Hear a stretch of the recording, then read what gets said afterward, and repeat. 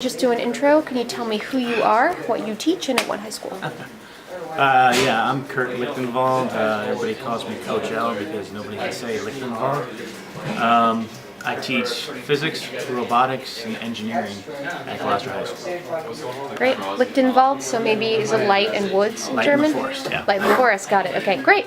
So, all right, so the first question I want to ask is why should we have technology in our schools? Why should we teach it? Why should we encourage students to use it in an instructional context?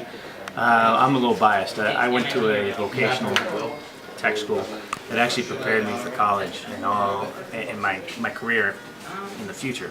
I'm going to have you look at me also. Neshoba Valley Yep. Tech. But it took me 20 years to get the kids to the level that I was at. We're finally getting into chips and timing chips and transistors and capacitance and stuff like that. Where before in the traditional physics class it's just series circuit, parallel circuit done. So the kids it's boring. Because really I get to light up a light bulb, yay. But now they're working with high-tech stuff, and it just puts them in a good connection with the real world. Great. So, what's hard about implementing technology in the classroom? It can be anything from resources to time, or whatever you think is appropriate. When I first started, it was resources. Still is, but just getting somebody that will back you. You have to have a good administration that's going to say, yes, you can do this. Luckily, I had a really good administration, and they let me do basically anything I wanted. And right now, to get to the point, 15 years later, the problem is I've run out of room. Everything is expanded and expanded. I started with me teaching one engineering class, and it is blossomed into 9 classes that we run. That's 9 through 12. 9 classes with an honors track thrown into it. So quite a few electives. The kids can learn anything that they want. It's kind of like Santa's workshop in here. I just walk from station to station and help each group with whatever they're working on, give them suggestions, research ideas, and try to facilitate what they need by either calling in some mentors in town that have a higher knowledge than I do in the area that they're working on, or calling in favors from former students to throw some money our way to get parts. And that's happened a lot. That's great. But now the classes are so big, I need more of them. Okay.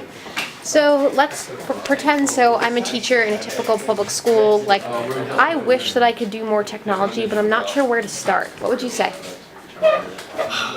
When I started, it was self-preservation. I had basic physics kids, which were tech students. And the tech students, hey, let's try it again. 6 minutes. So when I first started out, I had one class teaching physics kids, but they were the tech kids who did not want to do book work. So for self-preservation, I had to do some kind of form of hands-on. And that became so popular that it expanded and expanded. And I got AP kids wanting to join in with tech students. So you have this great difference of skill sets and learning styles melded together, which has created an outstanding class. Administration has tried to actually have that broken up, and they just don't understand. So that's a constant fight. Okay. To make sure keep everybody together, so I get great projects, and everybody learns from each other. But if I was starting out again, I would say the same thing. Don't segregate students. Let them come together. Second, start out slow. Pick something that you're interested in doing, and then allow them to pick projects that they're interested in. Because if they're invested in the project, you're going to get a heck of a lot more out of them.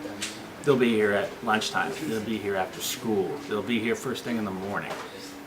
They'll be cutting classes to come hang out in your classroom. And unfortunately, I get a lot of that. But you have to understand, this is Gloucester. Really smart kids, really tough kids.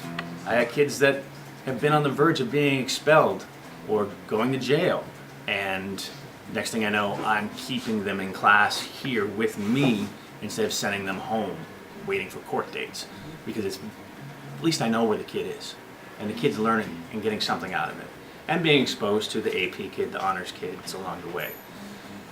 And my AP and honors kids get something they never had before, hands-on experience, actually applying the knowledge that they learn. The problem with engineers is that, no offense, but engineers are two-dimensional. They can do the bookwork. The technicians do the hands-on. What we try to do here is combine the two, so when a student goes into engineering, that they have both skill sets, and that makes them very unique. This year I have 41% of my students, my seniors, graduating going into engineering, which is unbelievable. And we've really tried to push more females into this, and when I say push, it's been one of our things, John, Barry, and I, the teacher, to seek out young ladies and have them come into engineering with their friends. And we have 17 girls coming into our freshman class next year, which is unheard of. So That's great. we're just onward and upward. Things are just getting better and better and better. And if I was a new person, wait, be calm. When your kids graduate, they will remember you, and they come back. And when they come back, they bring tools. They bring money. Parents' night, hit the parents up for tools. Make a list of things that you're going to need, and give the kids a little extra credit on the side for bringing stuff in. Everything in this room is student-made, student-driven, student-built. The only people I've gotten money from is the Gloucester Education Foundation, who has donated, believed in me, and so they gave me money to expand my program and expand the program. From an afternoon engineering after-school thing to now this huge 9 through 12 engineering program. Great. Well, thank you so much.